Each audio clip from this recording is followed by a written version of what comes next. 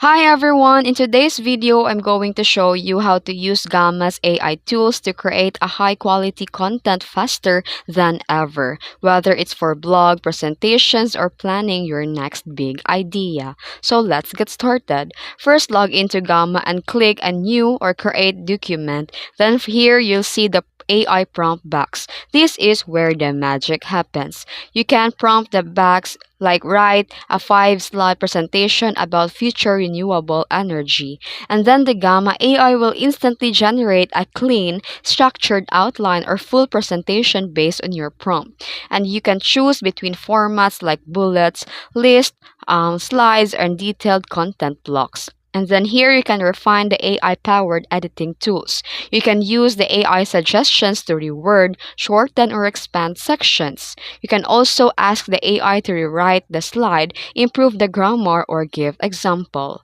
Then here you can customize and the look and feel. You can use the Gamma Smart themes and templates to make your content visually appealing. It's perfect for your creating a client-ready decks or internal reports fast.